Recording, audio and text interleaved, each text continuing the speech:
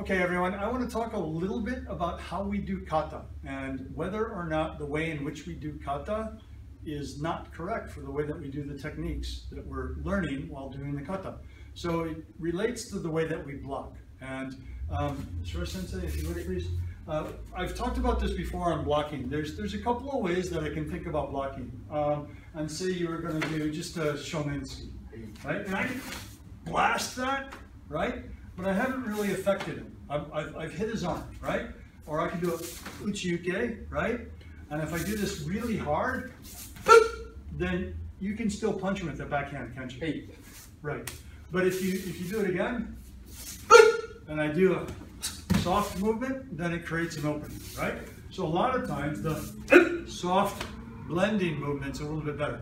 And yet, thank you, when we do our kata, right? So like looking at the, really trying to put the snap into the kata, right? We have, where we have these big rising blocks. If you do a head punch, hey, I'll be soft.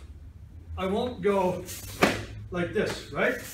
Because if I go like that, he can still attack me. I haven't blended with him. So I need to blend with his movement. And if I'm going too fast, I can't move. Obviously, if I'm too slow, that's no good. If I'm too fast, that's no good. And if I don't blend with him when he hits, I haven't affected him. He still has his balance. But if I get the timing right, and I can blend with him, then I can do something. So why do we do our kata at a speed that was faster than any of those attacks? And some people would say, well, maybe we shouldn't. Because they want to emphasize that soft blocking. And if that's what they're doing, then I understand what they're doing and I endorse that. But there's a concept of catch-up speed, right?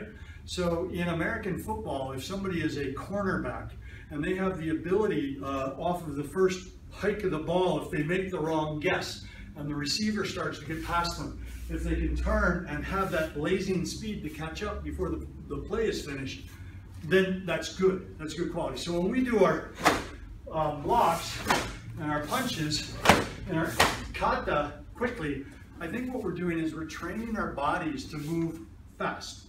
And by doing that, then we have the ability to suddenly react and have some catch-up speed.